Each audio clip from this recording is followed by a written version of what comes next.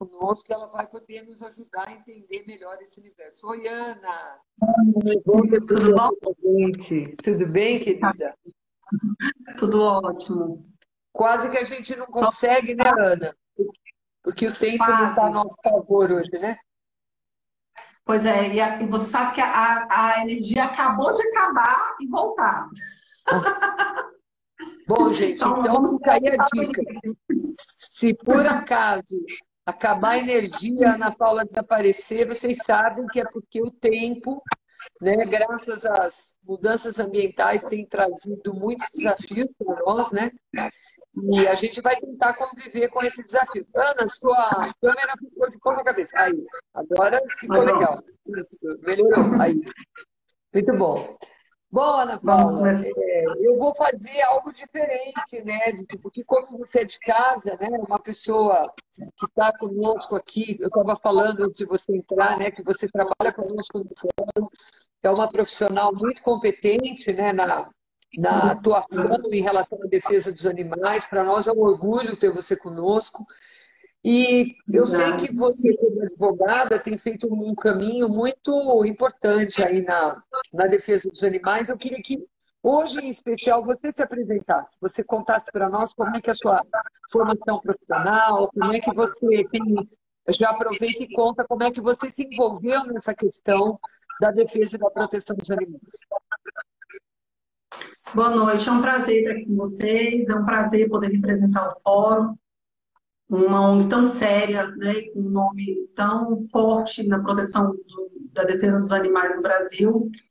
Eu sou advogada, me apaixonei, sempre fui apaixonada por animais, e há 8 anos eu consegui unir a minha profissão com o que eu mais amo, que é defender o direito dos animais. Então, eu comecei aqui em Brasília a acompanhar casos de maus tratos. Eu sou muito focada nessa questão de maus tratos, porque eu via que era uma área que tinha uma deficiência muito grande de acompanhamento e de luta pelos direitos desses seres vulneráveis. A maioria das vezes, esses animais não têm tutores responsáveis por eles, ou são vítimas dos próprios tutores. Então, eu via a necessidade de que alguém pudesse lutar por eles. E assim, eu iniciei um trabalho junto às delegacias aqui em Brasília, de cobrar das autoridades policiais, de tentar mostrar uma outra visão, uma visão mais humanista em relação ao direito dos animais, quando nem se falava ainda em direito animal. Eu nem, na verdade, há 8 anos atrás, a gente nem sabia o que era direito animal, apesar de já estar estabelecido na Constituição Federal desde 1988. Porém, na prática, isso demorou bastante a ser a ser pleiteado e a ser reivindicado, né, para os animais. Então, eu comecei a acompanhar os casos de maus tratos, comecei a ir à delegacia, comecei a acompanhar as ações também, né, que envolviam essa situação de maus tratos, e comecei a perceber uma série de deficiências.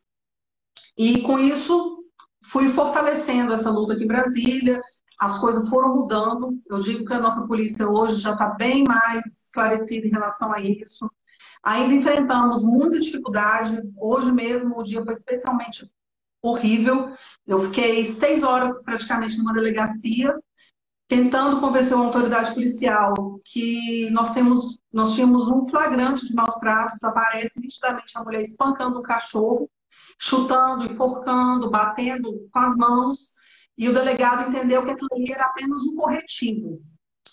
Então, assim, apesar da lei ter mudado, apesar do direito animal hoje, de combate a maus tratos ser tão noticiado, nós ainda nos deparamos com autoridades policiais que, se o animal não tiver mutilado, decapitado, ele entende que ele não são maus tratos. Mas a gente não desiste, né? Porque Isso nós não estamos mesmo. aqui para convencer, nós não estamos aqui para convencer aqueles que já entendem o que é maus tratos. Nós estamos aqui justamente para convencer aqueles que têm muita resistência. Isso, a gente não está E aqui para pregar para os convertidos, né? A gente está aqui justamente para mostrar para aqueles que precisam atuar, né, Ana Paula, como devem agir, justamente. e não porque é uma opinião particular, mas sim porque, de fato, tanto a ciência quanto a justiça reconhece que isso precisa ser coibido, né, Ana? Isso é bem importante. Justamente. Bom, como a Ana Paula não se apresentou, eu vou fazer isso agora antes que ela continue, porque ela não se Eu já comecei. Então, eu vou apresentar a Ana Paula. A Ana Paula de Vasconcelos, ela é advogada, pós-graduanda em Direito Animal, secretária adjunta da Comissão Nacional da OAB de Proteção e Defesa Animal, vice-presidente da Comissão de Direito Animal, da subseção da OAB de Taguatinga, no Distrito Federal, é advogada do Fórum Nacional e do projeto Adoção de São Francisco. Muito bom, Ana. Então, agora você continua a contar sobre essa sua vida e mais um pouquinho, que eu tenho muitas perguntas para te fazer. Pois é. E o que acontece? Na prática, nós temos... Eu vejo que a população tem muita dificuldade, a população tem muita dúvida. Então, eu acho que... Eu estou vendo aqui o perfil de quem está entrando, eu vejo assim que a maioria são protetores, nem todos são formados em direito, então assim, a gente sabe que a população e o leigo têm muita dificuldade de conseguir convencer uma autoridade policial que ali está, sim, caracterizado o crime, que ali há a materialidade do crime, que já tem autoria, então, portanto, a autoridade tem o dever funcional de atuar.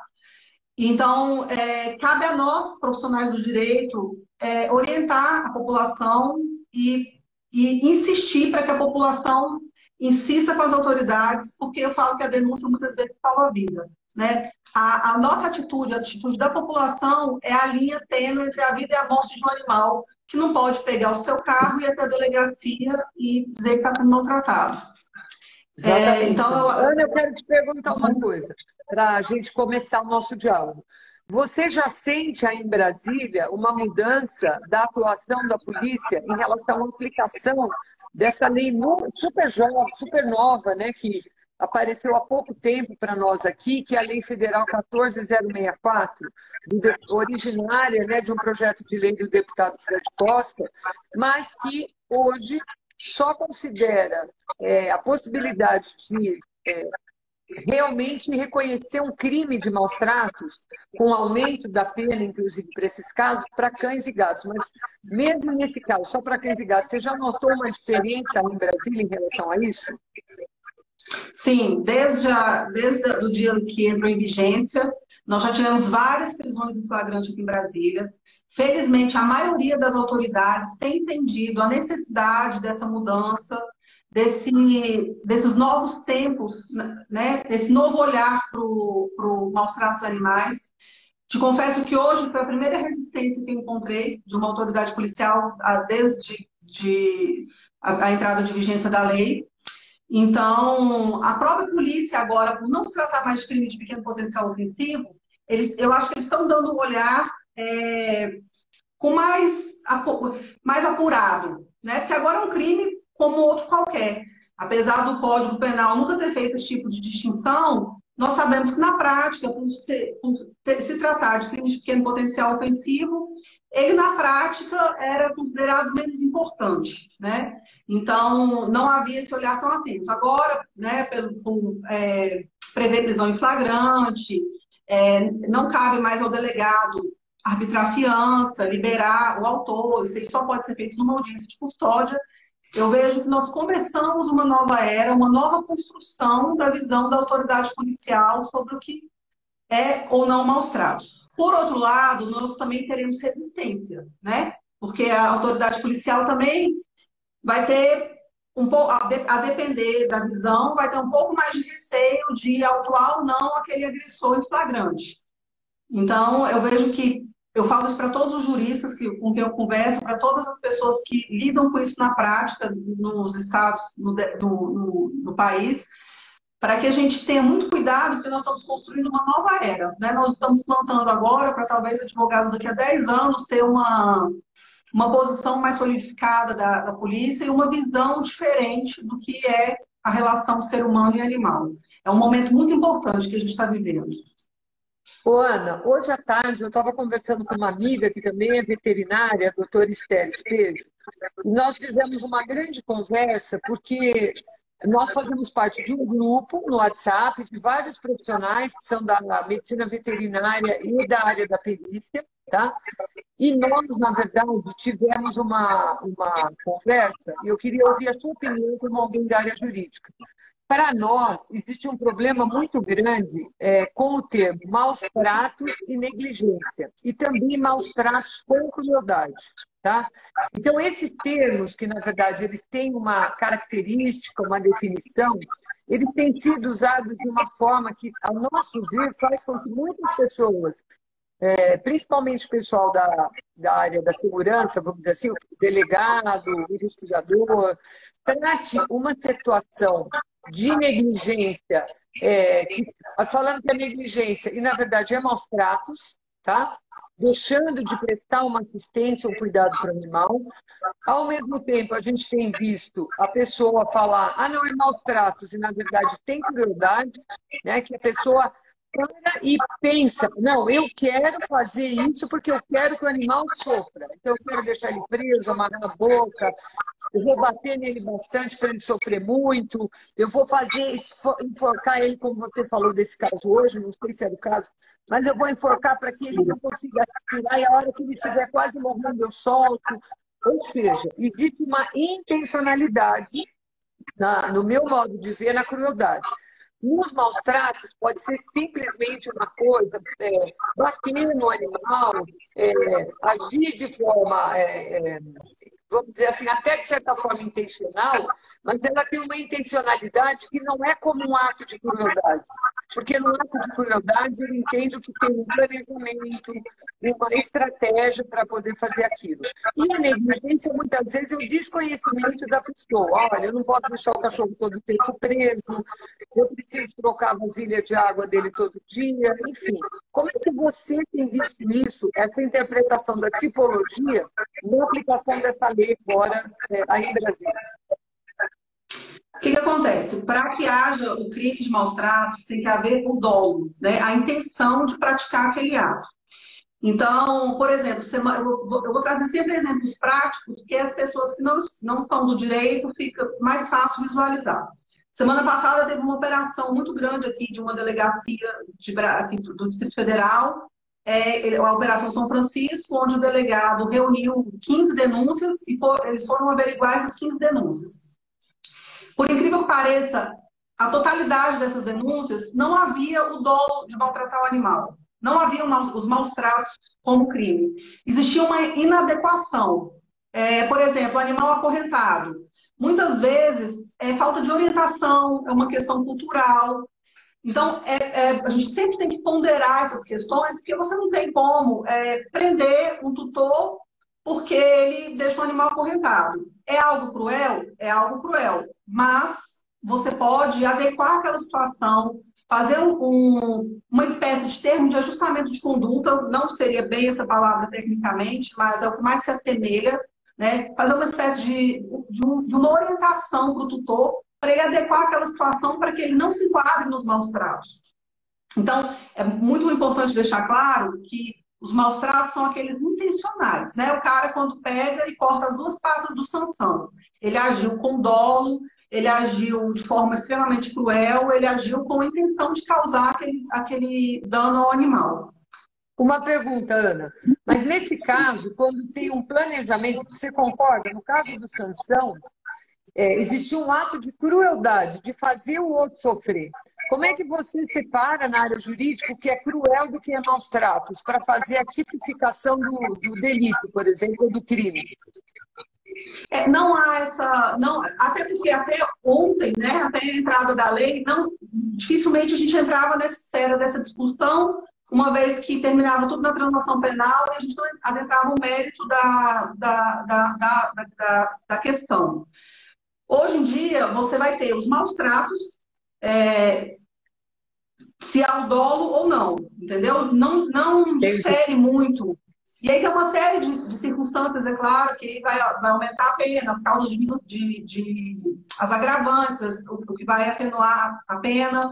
Então, assim, cada caso é analisado e o mais importante é que tenha o dolo sempre, né? E aí, se houve um excesso, se a pessoa tem antecedente criminal, tudo isso vai pesar lá na dosimetria da pena. Então, teoricamente, na área jurídica, a gente dizia, a gente diz, tem negligência ou cometeu maus tratos, é isso? Seria essas duas separações? Houve dolo ou não houve dolo. Tá? Porque se não houve dolo, não existe maus tratos na modalidade culposa. Então, se não houve dolo, não tem o crime de maus tratos. Entendi. Tenho 3 perguntas para fazer para você aqui, Ana. Queria aproveitar. Tem uma dúvida do Diego Solon. Dúvida: atropelamento culposo com negativa de prestação de socorro configuraria maus tratos? Depende muito das circunstâncias. Depende da prova testemunhal, depende de como se deu esse atropelamento. Porque a partir do momento que ele fala que é um atropelamento culposo, não tem a intenção de você causar o sofrimento ao animal. Aí eu vejo que nós podemos agir na esfera civil, que é o quê? É entrar com uma ação para cobrar daquela pessoa que causou o dano ao animal, para ela custear o tratamento veterinário, para ela poder dar toda assistência, se for o caso, pedir uma pensão para o animal. Eu não vejo aí, se houver, ficar comprovado a culpa, né, você não tem como tipificar isso como maus tratos. Ao contrário de algumas cenas que a gente às vezes depara, que a pessoa nitidamente jogando carne em cima do animal. Aí é considerado maus tratos, que há o dolo, a intenção de você causar aquele sofrimento ao animal. Outra coisa, no caso de um animal passar 24 horas acorrentado no mesmo lugar, mesmo não configurando maus tratos, a gente pode denunciar, Ana? Essa pergunta é da Rebeca Chateaubriand. Pois é, eu entendo que você deixar um animal 24 horas acorrentado caracteriza, sim, maus tratos, por quê? Porque você está violando uma das 5 liberdades dele. Né? O que é interessante nesses casos? Muitas vezes nós temos legislações estaduais que traz sanções administrativas. Aqui em Brasília, por exemplo, nós temos uma lei, a 4.060, que regulamenta esse tipo de situação. Então, se você não consegue caracterizar o crime de maus tratos, você consegue uma sanção administrativa e uma cobrança de alguma autoridade para que aquele tutor mude aquela postura dele. Tá? Mas falar categoricamente que só o animal por si só está acorrentado consegue caracterizar maus tratos, eu vejo que na prática é bem complicado. Ô, Ana, uma outra pergunta. A Gabriela, zootecnista, está perguntando o seguinte: como podemos denunciar os maus tratos de aves, por exemplo? Eu imagino que ela está perguntando passeriformes, passarinhos de gaiola, tá? Então, lembrar para as pessoas que nessa lei que agora entrou em vigor, esses animais não estão contemplados com esse aumento da pena e com essa mudança da tipologia como é que chama, Ana? O aumento da pena, a gradação da pena só vale para isso. Então, Ana, eu acho que era importante, porque a Cida Cândido também perguntou sobre aves. Ela perguntou o seguinte: se a gente pode enquadrar, se você enquadraria como maus tratos, pessoas que têm passarinho na gaiola, tá? E deixam esses animais 24 horas por dia. Todo o tempo, esses animais presos, por exemplo, numa varanda, numa gaiola, num prédio de apartamento, e chove ou faça sol, o passarinho está sempre lá. Como é que você acha que poderia se proceder numa situação como essa, Ana? Infelizmente, manter passarinho em gaiola não é considerado crime, né? É permitido. A nossa legislação não tem nada que proíba esse tipo de prática absurda. Mas aí tem uma série de situações a serem analisadas. Se a pessoa que está com aquele animal tem autorização, o tipo da ave, né? Porque nem todas você pode ter em casa sem autorização do IBAMA. Se o animal tem água, tem comida, se ele está exposto ao sol, se está machucado, se a gaiola se o ambiente é insalubre. Então, assim, nunca é uma resposta pronta. Cada caso é um caso e, assim, você tem que analisar todo um contexto. Se você perguntar simplesmente manter um passarinho em gaiola é crime? Não é crime. A depender das circunstâncias, a gente tem que analisar. Eu acho que uma coisa importante, Ana, que eu queria trocar aqui uma conversa, um dedo de prosa com você, é o seguinte: nós temos discutido também bastante a importância das provas, né? Que provas você tem? Que tipo de comprovação de que existe uma provável situação de maus tratos, independente do animal agora, né? Como é que a gente comprova isso? Quer dizer, filme, é foto, é testemunha. O que que a gente tem que fazer? Se você puder esclarecer, teve algumas perguntas aqui já nesse sentido. O que que é necessário quando você quer fazer uma denúncia? E eu vou aproveitar e emendar uma outra pergunta aqui, que é o seguinte: a gente tem vários tipos de forma de agir. A gente tem a questão penal, civil e administrativa, não é isso? Quer dizer, se eu vou no município e denuncio, por exemplo, na Secretaria de Meio Ambiente, uma questão de maus tratos, ela pode agir ou não. Depende da legislação que existe naquele município e como é que isso funciona na esfera civil e na esfera criminal, Ana, por favor. Tá. Quanto ao conjunto probatório, o que nós pedimos? Para que a pessoa, eu sei que muitas vezes é difícil, porque é um crime que acontece no ambiente doméstico, muitas vezes o vizinho não tem acesso ao que acontece dentro do quarto da pessoa que está agredindo o animal. Mas a gente orienta a tentar reunir prova testemunhal, fotos, vídeos, e principalmente mais pessoas com o mesmo relato. Porque a polícia só vai agir se houver um indício da materialidade do crime. Né? Então, se eu trago para ele uma foto de um cachorro que passa todos os dias amarrado, sem água e sem comida, isso aí já é um indício para a autoridade policial poder agir. Se junto com essa foto tiver o testemunho dos vizinhos, já é uma prova a mais para corroborar aquela situação. Então, assim, a gente sempre orienta, principalmente com vídeo e foto, porque se você chegar pura e simplesmente na delegacia contando a história, por mais que a prova testemunhal seja válida e não tenha nenhuma diferenciação no nosso ordenamento jurídico, a gente sabe que na prática a autoridade policial não vai levar isso muito adiante. Então, sempre filmar, tá? E quando é necessário que você tenha um perito ou um profissional, por exemplo, um médico veterinário, que vá no lugar para fazer a constatação daquilo? Como é que isso pode funcionar? Tem que ser presencialmente? Pode você colher material e mandar para um profissional? Explica um pouco sobre isso. Com o indício de provas, não há necessidade da perícia obrigatoriamente no momento para que aquele animal seja apreendido e para que as medidas iniciais e flagranciais sejam tomadas pela autoridade policial. É muito importante a gente deixar isso claro, porque eu já tenho visto alguns policiais com essa visão de que se não houver perícia agora com essa nova lei, a gente não tem como agir. O nosso Código Penal, o processo penal não fala nada disso. Né? Nós podemos fazer uma analogia com humanos. Se você tem notícia de que houve um estupro naquela casa e que a vítima está lá, o policial vai lá, vai retirar a vítima daquela situação de perigo e vai tomar todas as providências cabíveis. Depois, a vítima será encaminhada para a perícia.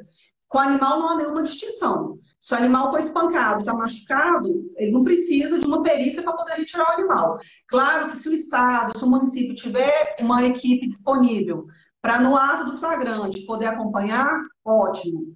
Né? Aí entra muito o papel do veterinário. E caso a cidade, o município não tenha essa equipe da polícia oficial, nós podemos nos socorrer aos veterinários particulares. Porque o corpo de delito indireto é plenamente aceito como prova no nosso ordenamento jurídico. Então, nada pode impedir que aquele animal seja tirado daquela situação de maus tratos. Né? Se não houver, na hora, um profissional que se socorra aos profissionais particulares, que tem tanta validade, tanta expertise, quanto qualquer um outro para poder atestar que aquele animal ali está maltratado. Ô, Ana, aproveitando o gancho nessa mesma pergunta, para nós que usamos muito a ciência do bem-estar animal, é muito importante a gente também esclarecer as pessoas, e inclusive o pessoal da investigação, os policiais, né? Seja da Polícia Militar Ambiental, seja da Polícia Civil, que o sofrimento dos animais não é só um sofrimento físico, né? Não precisa estar um animal cortado, magro, ferido, né? o animal também pode estar sofrendo mentalmente. E muitas Sim. vezes a constatação disso é o comportamento que aquele animal apresenta, né? Então, eu queria que você explicasse um pouquinho como é que, aproveitando e construindo na questão do trabalho de informação e educação que você tem feito com eles, como é que você tem visto se tem tido uma mudança? Eles têm começado a prestar atenção mais nisso? Ou você acha que a gente deveria ter um processo mais institucionalizado de capacitação desses policiais para que a coisa de fato mudasse? Dá a sua opinião para nós aqui, por favor. Pois é, o crime de maus-tratos, ele é um tipo penal aberto, né? Por ser um tipo penal aberto, ele está sujeito a às interpretações da autoridade policial. E o que eu vejo muitas vezes, por não ser um crime que eles lidam todos os dias, não há aquele conhecimento profundo. O policial hoje tem uma grande arma, que é a resolução 1236 do Conselho, né? Que ali você tem Do Conselho de Medicina Veterinária, né, Ana? o Conselho de Medicina Veterinária, o Conselho Federal de Medicina Veterinária, porque ali você tem um rol do que pode ser considerado maus tratos físicos, maus tratos psicológicos. Então, se a autoridade policial se basear naquilo ali, ele vai ter um respaldo legal, apesar de isso aí não estar previsto em lei, ser uma resolução, mas é algo que pode sim auxiliar e é plenamente aceitável juridicamente para ele poder nortear o trabalho dele, né? E principalmente se apoiar no profissional veterinário, caso haja alguma, seja ele inscrito no quadro da polícia ou não. Então, eu vejo que precisa sim, as autoridades policiais precisam de um curso de reciclagem, precisam de um suporte da sociedade para que eles possam entender esse novo parâmetro agora de como os animais têm sido tratados. Hoje, na conversa que eu tive, eu conversei com dois delegados e um deles virou para mim e falou: eu não posso tirar o cachorro, antes de eu tirar o cachorro, eu tenho que ver se o CETAS ou o zoológico recebe o cachorro. Falei: não, doutor, não é o CETAS nem o zoológico que recebe o cachorro. Entendeu? Aí você essa foi Não pude não rir, Ana. Foi muito engraçado. Imagina um cachorro do zoológico ou do CETAS. Zoológico. Então, assim, aí você tira assim, a falta de prática que eles têm com esse tipo de crime, né? Até da destinação. Então, para isso é que nós estamos aqui para auxiliar, para poder formar essa corrente de ajuda entre sociedade civil e as autoridades policiais, para que junto a gente possa construir esse novo caminho, ou continuar a trilhar esse novo caminho. Né? As ONGs estão aí para isso, os advogados animalistas estão aí para isso, as comissões da OAB estão aí para isso, justamente para a gente dar esse suporte onde tem essas falhas. Eu queria agradecer ao Rafael Francisco, que o Marcone Souza tinha perguntado qual era o número da resolução do Conselho Federal de Medicina Veterinária, é a resolução 1236, que agora, semana que vem, está fazendo 2 anos. E eu acho que a gente teve essa resolução, ela realmente foi muito importante, embora, Ana, eu sou uma crítica dessa resolução como veterinária em alguns aspectos, porque eu vejo que ela deixou de fora pontos muito importantes, atribuindo ao legislador se ele considera ou não maus tratos alguns tipos de ação contra os animais. Por exemplo, provas de rodeio, vaquejada, experimentação com animal, algumas práticas, né, que são consideradas condenáveis ainda nos sistemas de criação animal, por exemplo, corte de dentes, corte de cauda em suínos, castração sem anestesia, né, marcação a ferro quente, marcação a fio dos animais. Então, todas essas práticas, elas já são consideradas maus tratos, consideradas cruéis em cães e gatos, por exemplo. E qual é a diferença se nós sabemos que todos esses animais são seres sencientes?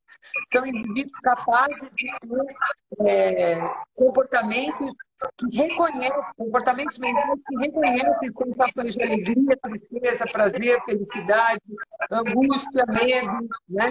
Então, é muito ruim quando a gente vê que existe também na própria resolução, que é muito avançada, mas ela tem esse equívoco, né, de deixar para o legislador esse reconhecimento. Outra coisa, todas essas provas que prescindem de submeter os animais a procedimentos de maus tratos, de sofrimento, única e exclusivamente para considerar que isso é importante para o entretenimento humano, né? Então, a gente entende que, embora ela é muito boa, ela tem esse problema e que eu espero que em breve a gente possa rever, né, e possa alternar isso. Outra coisa, Ana, que eu queria te perguntar, e várias pessoas colocaram aqui, é com relação a quando hoje a Lei 14.064 ela é aplicada e você recolhe o animal, você encaminha esse animal e ele tem que ficar tutelado por alguém. Ele não pode mais, como era antigamente, ficar como o antigo tutor. Como é que isso tem acontecido? Por quê? Vai para uma ONG, de quem vai ser a responsabilidade pelo tratamento? Né? Quem vai arcar com esse ônus? É a polícia? É o poder municipal?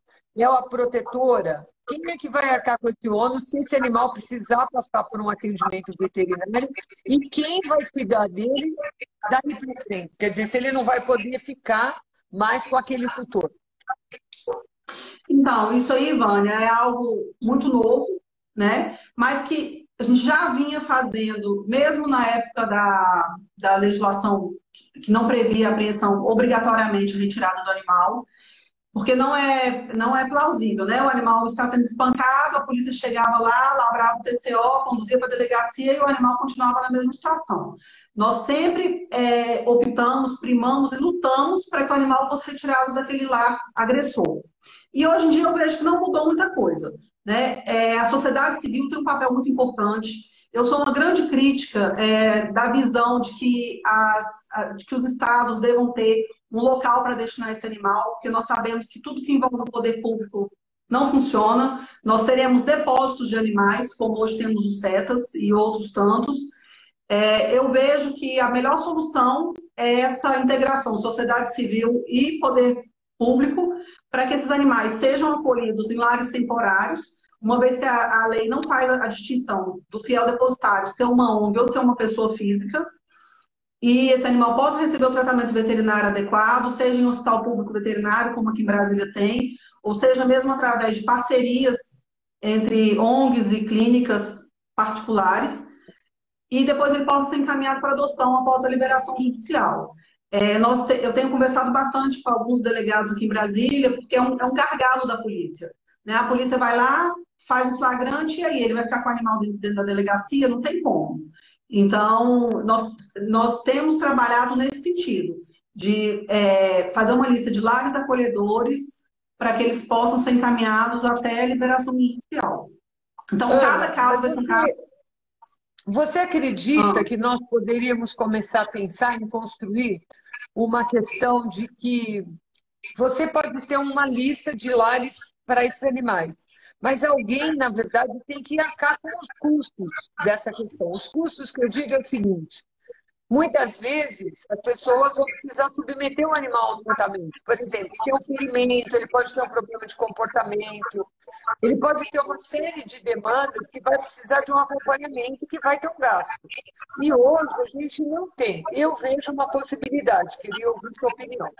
Embora nós não tenhamos, na maioria das cidades brasileiras, um conselho de meio ambiente, e que esse conselho de meio ambiente tem um fundo ambiental, como muito do serviço de controle animal hoje está atrelado ao meio ambiente, se pelo menos a gente conseguisse que nesses fundos fosse previsto um recurso para essas situações, porque o dinheiro existe lá, né? Geralmente de multas, as questões ambientais, pagamento de taxas. Cada cidade tem uma autonomia para criar quais são os itens que vão poder compor esses fundos do ponto de vista da aplicação de regulamentos para registro, para, enfim, multas e tudo mais. Como que você enxerga? Porque, assim, senão a gente arruma um outro problema, né? A pessoa mesmo, ela poderia pagar esse animal, o causador dos maus tratos também poderia pagar? Como é que você enxerga isso? Pois é. Eu vejo dois caminhos. Eu te digo o seguinte: na prática, se eu for chamada agora à noite na delegacia para pegar um animal que foi espancado, obrigatoriamente, a partir do momento que eu me disponho a ir lá e buscar esse animal, eu tenho o dever moral, além de eu entender, legal de pegar esse animal e levar diretamente para a clínica veterinária, né? Até porque ele vai, por mais que ele esteja aparentemente bem de saúde, depois ele vai precisar ser colocado no lar temporário e eu tenho que ter certeza que ele não tem nenhuma doença infecto-contagiosa, além dos males que ele já sofreu, para alocá-lo em outro lar. Então, aqui em Brasília, nós temos um procedimento. O animal que eu pego com a polícia, até mesmo para eu me resguardar, eu saio da delegacia e vou direto para o veterinário. Ah, mas quem arca com os custos? Aqui em Brasília eu tenho o apoio do Projeto Adoção São Francisco e a gente vai batalhando doações, campanhas, rifas e o que mais for viável, dividindo as dívidas em 500 vezes para poder proporcionar. O grande problema é que a partir do momento que você faz isso via Estado, eu acho que eu não consigo ver assim, na prática algo que funcione. Sabe? É algo que você vai ter essa agilidade de atendimento, essa prontidão de socorro do animal. Aqui em Brasília, por exemplo, o Hospital Público Veterinário tem um protocolo que se a polícia chegar lá com o animal durante a semana, em horário comercial, não pega nem fila. A polícia vai e já é atendida imediatamente. Né? Mas aí tem uma série de questões. Nem sempre a polícia tem viatura disponível para levar, nem sempre a polícia tem um policial que se dispõe a fazer isso. Então, assim, eu acho que cada caso, a gente não é ficar remendando a situação, mas eu acho que cada caso a gente vai tomando uma providência dentro do que nós temos, porque a partir do momento que você conta com o poder público, eu sou muito desencantada com isso, eu acho que nada funciona. Fizeram uma pergunta que eu acho que é totalmente pertinente. Mover uma ação para que o dono arque com os custos. Né? Isso, foi o que eu perguntei por último para você. Isso mesmo. Não só uma ação de dano material, mas também uma ação de dano moral. Né? Porque a partir do momento que a pessoa causa o dano àquele animal e outra pessoa tem que arcar com isso, você é subrogado no direito de poder pleitear isso. Então, eu vejo assim, e aconselho sempre os advogados animalistas que puderem fazer isso, é ingressar com ações contra os tutores, porque aí talvez você comece a mudar um pouco a visão do que é você ter um animal e da sua responsabilidade de ter aquele animal. Deixa eu fazer um comentário. A Renata Santinelli, ela fez um comentário aqui que eu acho importante. Ela disse que, assim, que um serviço bem organizado dentro do município, mesmo sendo uma área pública, poderia funcionar. Eu concordo com você, Renata. Porque a gente, muitas vezes, tem que tomar cuidado, porque muitas vezes a gente dá uma sugestão e as pessoas já pegam a sugestão e querem generalizar no país como um todo. A gente não pode esquecer que a gente mora num país que tem muita diversidade, tanto de características culturais, de acesso a serviço, estrutura para atendimento, a própria capacitação da mão de obra. Eu, por exemplo, moro em São Paulo, a Ana mora em Brasília, você, que eu sei, mora em Minas Gerais. As características dos nossos estados já são diferentes. Nas nossas regiões, mais diferentes ainda. Então, o que eu vejo é que a gente precisa começar a ter vários modelos, viu, Ana, de ação. Como você está dizendo, tentar entrar com ações para o próprio tutor ter que pagar os danos daquele animal, sejam danos físicos, sejam dano moral. A gente precisa tentar construir, onde for possível, nos municípios, uma política pública para que o município ampare, porque tem muitos municípios hoje, principalmente maiores, que tem um local para atendimento, né? Então, eu acho que a gente precisa insistir, precisa construir esse protocolo, construir essa parceria entre o poder municipal, que aí a gente inclui a Guarda Municipal, inclui a Polícia Militar, a Polícia Civil, a Polícia Ambiental, as entidades de proteção animal. Muitas vezes se tem uma escola de veterinária que também pode participar. Então, o que eu vejo é que, como você falou, a gente está indo para um outro patamar, né? A gente viu que nos últimos 10 anos a gente teve muitas mudanças positivas, depois a gente incomodou tanto que nós estamos vendo a situação que nós estamos vivendo no nosso país hoje em dia, né, com relação a tudo que está acontecendo com os animais de forma muito evidente. E nós precisamos mudar essa realidade. Como? A sociedade tem que construir essas questões, né? E o que é importante? É importante a gente tentar e multiplicar e contar para as pessoas. Hoje, com as redes sociais, né, com essas conversas como a gente está fazendo agora, a gente consegue atingir muitas pessoas. E a troca de exemplos é que vai fazendo a coisa andar, né, Ana? Eu acho que temos que tentar todas essas possibilidades. O que você acha? É porque cada cidade, cada município, cada estado tem uma realidade, né, Vânia? Eu vejo assim, aqui em Exatamente. Brasília, é, eu tenho contato com outros advogados de outros estados, e eu falo que aqui em Brasília nós já estamos muito mais avançados, apesar de, né, em alguns momentos a gente enfrentar algumas dificuldades com uma ou outra autoridade, mas eu vejo que a polícia aqui de Brasília atua muito mais do que a maioria dos estados. Já tem uma outra visão do que é. Então, as dificuldades que eu enfrento aqui não são as mesmas que a Renata enfrenta em Minas Gerais. Então, a gente tem que pegar o que tem em cada estado de bom e tentar adequando. Por outro lado, eu vejo estados que têm canil municipal e a gente recebe denúncias absurdas de maus-tratos ocorridos dentro do canil municipal. Então, eu digo sempre que não adianta você mudar o problema de local. Não adianta você tirar um animal de uma situação de maus-tratos do tutor e transferir para o canil municipal. Para ele sofrer, ao invés de ele sofrer na mão do tutor, ele sofrer na mão de um funcionário mal treinado e que não gosta do que está fazendo dentro de um canil municipal. Aliás, Ana, que essa questão de desabrigar os animais de abrigo, né, a gente mudar essa questão de manter os animais que precisam, porque a gente sabe que precisa, os abrigos ainda muitas vezes são necessários, mas a tendência é que eles venham diminuindo, o que não quer dizer que a gente não pode ter esses lares, né, acolhedores, que possam cuidar dos animais, e isso talvez seja muito importante, por quê? Porque facilita uma pessoa que vai cuidar de um, de dois animais, que tem uma condição, do que uma pessoa, como você disse, sem treinamento, sem capacitação, cuidar de um monte, né? O Diego Justamente. disse o seguinte aqui também, Ana, que eu queria ler para você. Entrar com ação para a reparação de danos morais e materiais é fundamental, até para educar o judiciário, que é ler o nosso assunto. Demora, mas é fundamental para a mudança futura. Então, eu só estou querendo ler a fala dele porque constrói com isso que a gente está falando, né? A gente está construindo, as coisas não vêm prontas, né? A gente tem que ter paciência que a mudança vai acontecer. Você sabe que eu tenho visto uma repercussão aqui em Brasília, por exemplo, dessas primeiras prisões que nós tivemos em caso de flagrante, além do caráter punitivo que a própria lei traz, nós temos também a parte educativa, porque a população está mais atenta, a população agora já está tendo outra visão, tanto para poder denunciar, porque está vendo que realmente tem uma resposta, né? Tem uma resposta legal, porque antes tinha aquela sensação de impunidade, de que você fazia a denúncia, o agressor saía pela porta da frente da delegacia antes mesmo do denunciante. Agora, com a prisão em flagrante, por mais que a gente saiba que ele não vai responder todo o processo preso, já traz uma sensação de justiça para a sociedade. Diminui aquela revolta da população e também estimula novas denúncias. Então, eu vejo que, além do caráter punitivo que a nova legislação traz, ela também tem o caráter educativo. E a minha esperança é que, cada vez mais, isso aumente dentro desse contexto social e as pessoas parem de praticar o crime de maus tratos animais porque sabem que vai ser punida.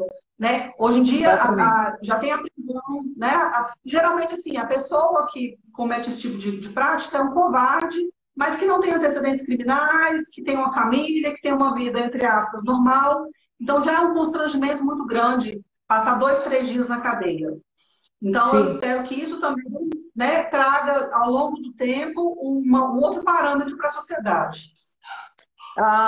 Aqui, Ana, ainda continuando nesse assunto, a Mary Bruna diz o seguinte: teria que criar leis municipais com multa, assim as multas poderiam ser voltadas para ajudar as entidades sem fins lucrativos, nem sempre o poder público ajuda como deveria. Também é uma possibilidade, né? Se você percebe que no seu município tem como criar uma lei que determine, que se estabeleça um fundo, que aí é um pouco parecido com o que eu falei, mas uma coisa específica, né? Para que você tenha um recurso, também é uma possibilidade que que eu acho que é importante. Então, eu vejo, gente, que cada um na cidade que está tem que se apropriar dessa lei, olhar ao lado, ver quem são os seus parceiros, qual que é o cenário. Uma coisa importante, Ana, que eu vejo, que eu gosto sempre que é possível falar, é a importância dos conselhos. Se eu tiver um Sim. conselho de proteção animal, ótimo. Se eu só tiver um conselho de meio ambiente, beleza. Se eu tiver um conselho de saúde, também. E, de repente, até um conselho na área mais social, de assistência social, é importante, porque você pode levar o tema e começar a criar uma interface de discussão, porque sempre vão ter pessoas que vão entender. A gente tem muitos problemas relacionados aos animais nos municípios e toda a sociedade tem que estar instruída para poder saber como se posicionar, ajudar na construção dessas políticas públicas para os animais, né? Então, às vezes a gente fala, falta lei, agora a gente tem uma lei. Só que essa lei sozinha, ela não vai ser eficiente. A gente precisa se mobilizar para que ela seja aplicada da melhor forma, como eu já disse, multiplicar os bons exemplos, né, Ana? Sim, porque até mesmo apesar dessa lei ser direcionada para questões de ser uma lei criminal, né, onde criminaliza um tipo de conduta e traz uma pena a ser aplicada, ela já está trazendo algumas mudanças em outros âmbitos. Por exemplo, o legislador fala no texto, na alteração legislativa, que o tutor perderá a guarda do animal. O que isso quer dizer? Que o Código Penal, que a lei já trata o animal não mais como uma coisa, né? Já trata como uma vida, porque você só perde a guarda de um filho, você não perde a guarda de uma coisa. Então, se a gente for analisar, isso aí já vem trazendo algumas alterações. E você pode usá-la em outros âmbitos, como você mesmo falou, né? Você pode pegar a questão da destinação do animal, por exemplo, que em tese não teria muita coisa a ver com o conselho municipal, mas você pode falar, olha, nós estamos agora com essa questão e que o conselho precisa ajudar, porque a polícia, até para Isso, poder trabalhar, a polícia precisa disso. Então, assim, eu falo que exatamente. o direito animal, ele é uma construção, né? Ele não se faz sozinho em uma área específica, mas ele é uma construção e que uma coisa vai puxando a outra. E assim é que a gente vai Isso mudando aí. os paradigmas da sociedade, né? E a visão de um todo sobre aquele tema. Ô, Ana, tem duas perguntas importantes que eu queria te fazer. Eu vou fazer uma separada da outra, mas são temas bem importantes. Mas antes, eu gostaria de fazer aqui uma colocação do Fauna Amistad, que diz o seguinte: excelente fala, Ana Paula. Não adianta mudar o problema de lugar. Cegas realmente é logística, de fiscalização, e eu sonho com um dia em que o animal nos CETAS receba o melhor tratamento e alimentação. Eu também. Porque não adianta criar uma estrutura física e não ter estrutura para operacionalizar aquilo no momento que você precisa, né? Então, às vezes, falta o profissional, falta o alimento, falta a pessoa para fazer a limpeza, para fazer o cuidado. Então, não adianta ter estrutura. Mais do que ter estrutura, a gente tem que ter um grupo comprometido com fazer aquilo que precisa ser feito, né? Uma política para que aquilo aconteça. Porque organizar o lugar, embora caro muitas vezes, né, que precisa de recurso, mas muitas vezes você pode fazer uma adaptação. O mais difícil é você ter pessoas comprometidas com, de fato, colocar na prática uma política pública que inclua os animais, pensando nas questões de bem-estar, pensando que aquele animal é um ser que precisa ser tratado, porque tem características de dor, sofrimento, ele já é vítima de maus tratos, pode ter sido vítima desse maus tratos ou dessa crueldade por muito tempo, né? Então, eu acho que isso é importante. Algumas pessoas perguntaram aqui, Ana, o que você acha em relação aos grandes animais? Porque muitos lugares têm muitos problemas, com cavalos que ficam o dia todo no sol, aquelas lojas que comercializam animais e que os animais ficam presos em gaiolas muito pequenas, tudo tipo pato, galinha. Como que você acha que a gente pode se manifestar em relação a esses animais que não foram juntos para esse aumento de penalização no 14064? Então, para os outros animais, que não cães e gatos, a lei permanece da mesma forma, né? Os maus tratos continuam sendo tipificados da mesma maneira, as denúncias a mesma coisa. O que mudou foi só a pena em relação a cães e gatos. Então, as denúncias para os outros animais, animais de grande porte, animais exóticos e demais animais, a proteção continua igual, a denúncia deve ser feita da mesma maneira, A dificuldade de destinação também continua a mesma, né? Que eu vejo que hoje é um grande gargalo. E as denúncias devem proceder da mesma forma. Né? Aqui em Brasília nós temos um problema muito sério, que são os cavalos. Todos os dias eu recebo pedido de ajuda em relação a cavalos.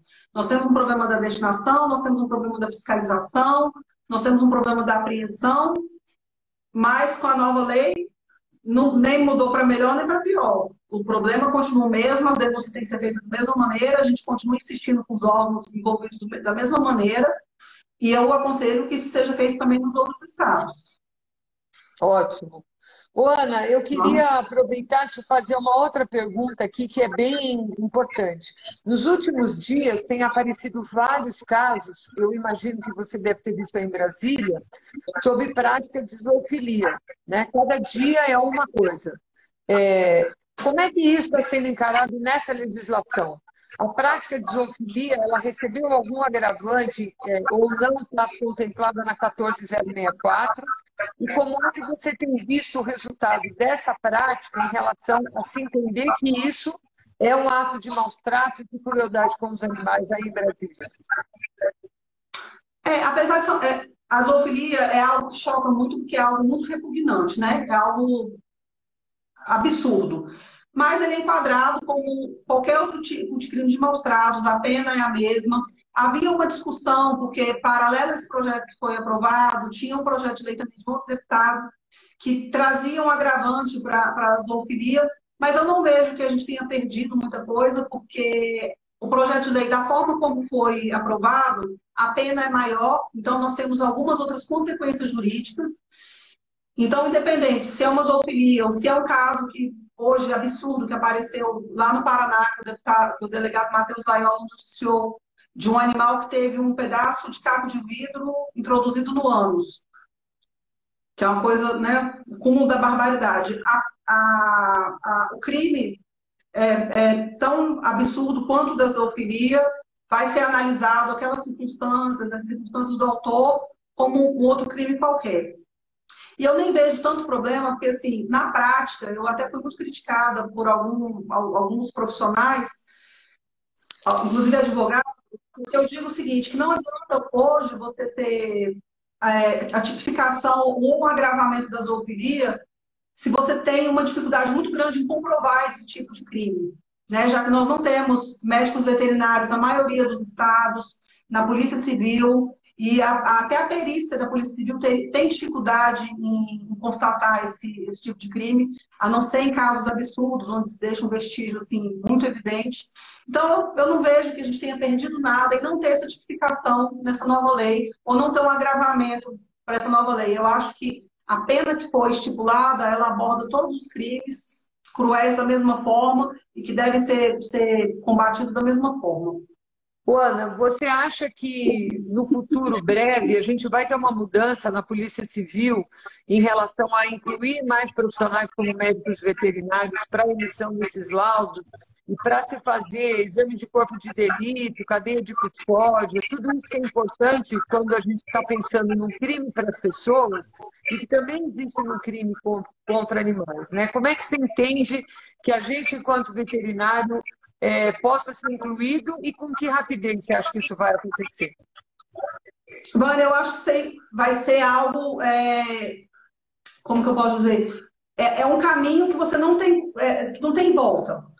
Será necessário, sim, né, que os profissionais de medicina veterinária cada vez mais estejam presentes nessas instituições, assim como hoje o médico legista, assim como o papiloscopista, o médico veterinário vai se fazer necessário cada vez mais na Polícia Civil, em razão dessa nova legislação. Então, é um caminho que como nós falamos, nós começamos agora, mas que é um caminho sem volta. Daqui para frente, nós teremos cada vez mais a necessidade, porque a polícia precisa desse suporte. Né? E se eles não tiverem esse suporte, isso vai, em algum momento, atrapalhar o trabalho deles. Nós vamos começar a ter questionamentos lá na frente no processo sobre a prova pericial produzida ou não produzida, ou produzida de forma equivocada. Então, isso aí vai ser um caminho que nós estamos trilhando e que, necessariamente, obrigatoriamente, nós teremos que ter médicos veterinários no corpo da Polícia Civil, sim. Ô, Ana, já encaminhando para o nosso final, porque a gente já está com pouco tempo aqui, eu queria te pedir como é que você enxerga, foi me ocorrendo aqui, a possibilidade da gente fazer uma campanha com pequenos vídeos explicando para as pessoas de uma forma muito gentil e educada como elas devem proceder para as denúncias em relação a essas questões de maus tratos. O que você falou de como observar, que provas colher, como é que ela leva, o que que ela encaminha. Você não acha que uma grande campanha nesse sentido seria boa? E, ao mesmo tempo, como que você enxerga a gente criar nas diferentes cidades brasileiras um material para educar qual seria a melhor técnica para educar esses policiais que estão, por exemplo, na Polícia Civil e que tem milhares de outros crimes para ir atrás? Será que não seria importante a gente ter um mecanismo de capacitação, de orientação, uma cartilha para poder, que seja o pessoal da proteção animal, o pessoal da área do direito, saber como ir numa delegacia e orientar essas pessoas? O que você acha? Quanto à questão da denúncia, é algo que eu queria até ter falado no início e acabou me fugindo a fala. É muito importante que as pessoas entendam que não adianta denunciar um crime, colocar um vídeo chocante em Facebook e Instagram. Facebook e Instagram não é autoridade policial. A pessoa precisa pegar esse material e levar até a autoridade competente para apurar o crime. Muitas vezes, as pessoas, naquele afã de querer resolver a situação, colocam isso em Facebook. O que acontece na maioria das vezes? O agressor toma conhecimento daquilo e some com o animal. Então, além de não resolver o problema, às vezes coloca o animal numa situação pior ainda, porque sabe-se lá aonde que esse animal vai parar. Esse é um ponto. A população precisa se educar. Por mais que a rede social muitas vezes ajude bastante, ela também tem o poder de atrapalhar, porque é um crime que está acontecendo e muitas vezes a polícia precisa daquele flagrante para poder agir, né? Então acaba atrapalhando também o trabalho da polícia. Esse é o primeiro ponto. Em relação a campanhas educativas, eu acho que informação nunca é demais, né? Nós precisamos trazer para a população, numa linguagem mais simples, menos técnica, né? O entendimento de como eles podem agir.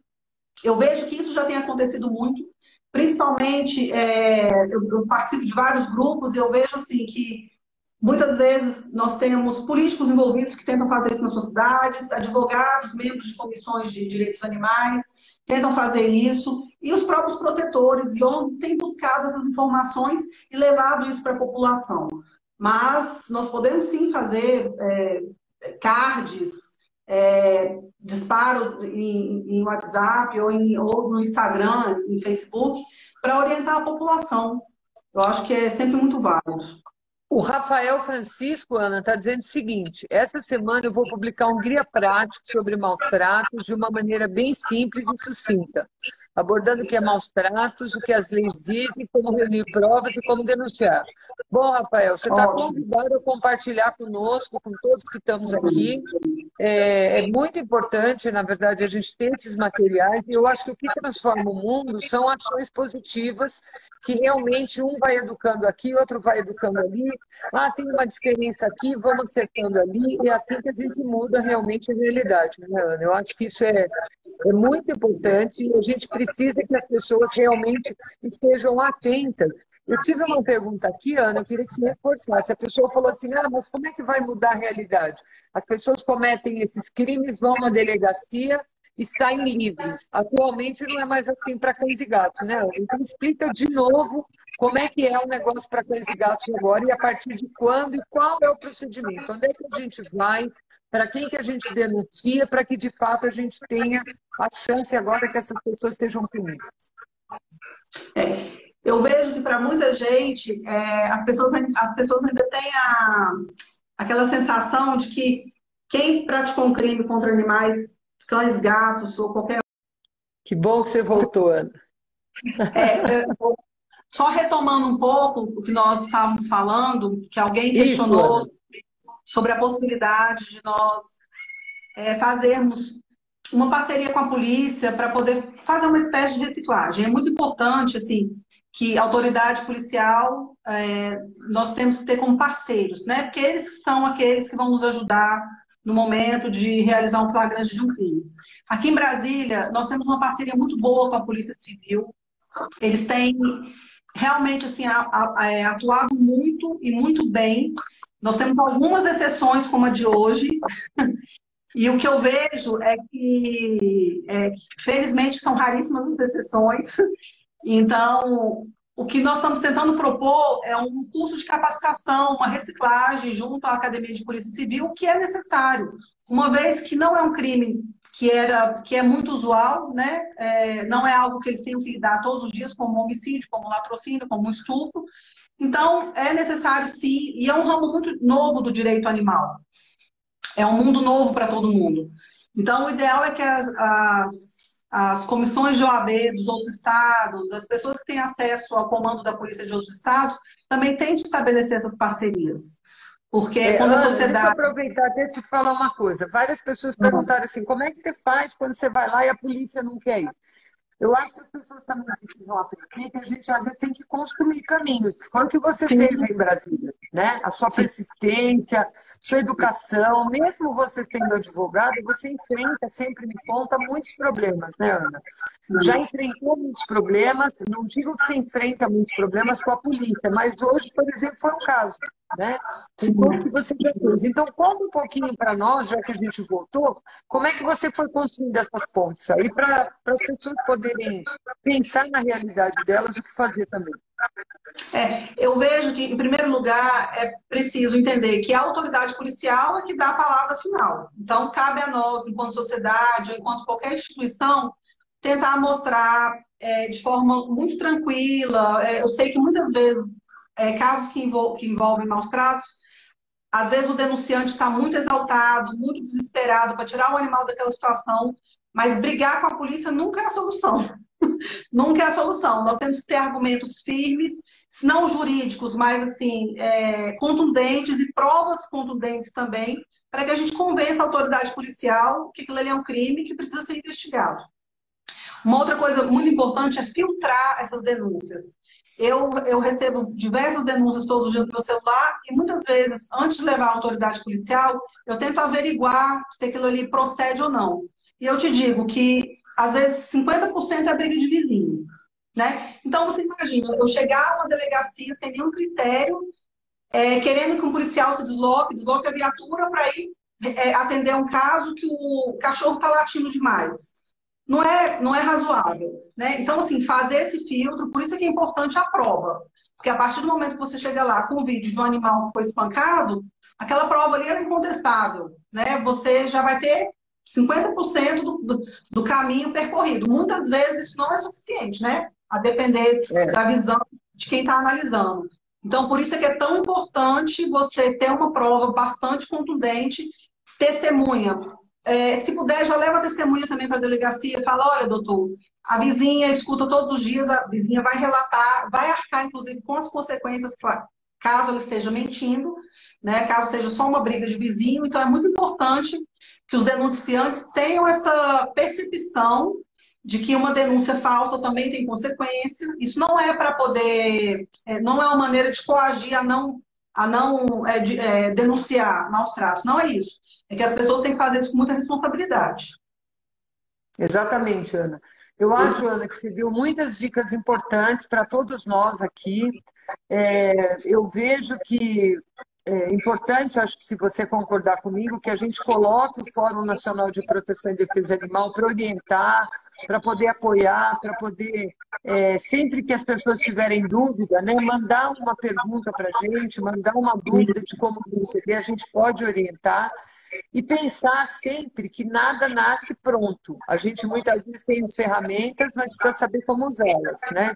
Então eu vejo que hoje a gente tem muitas ferramentas, a gente tem leis, a gente tem pessoas sensibilizadas, entidades de proteção, às vezes tem serviço de atendimento veterinário, tem veterinários engajados, mas a gente não sabe como agir.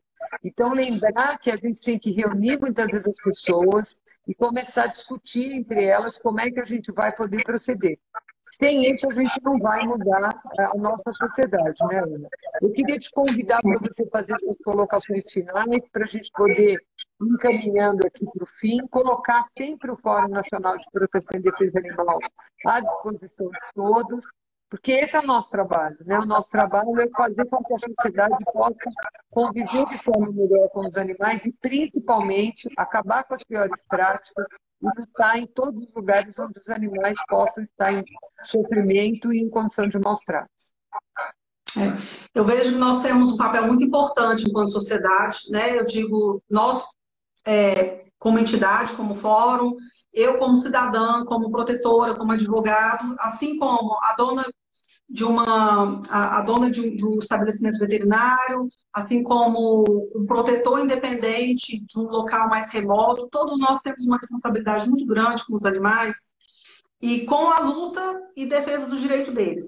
Mas nós temos que fazer isso sempre de forma muito responsável, muito ponderada, muito serena, por pior que às vezes seja a situação, porque eu vejo que existe um descrédito muito grande, às vezes, na proteção animal, por ser associado à histeria e à falta de razoabilidade de razão. Eu escuto isso muito das autoridades. Ah, mas vocês querem sair prendendo todo mundo? As coisas não são assim.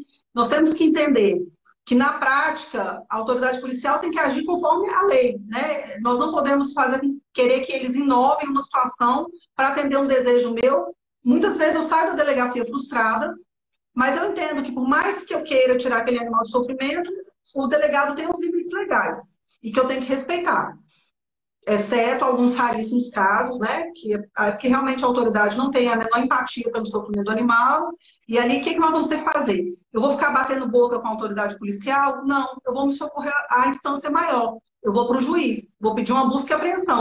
Se o juiz entender que não é o caso de busca e apreensão, ou eu recorro daquilo ali, ou pelo menos eu vou ficar com a minha consciência tranquila de que dentro da legalidade eu fiz tudo que eu podia fazer. Eu sei que às vezes para o cidadão isso é mais difícil, né? O cidadão não pode ir lá e ajuizar uma ação ou pagar um advogado.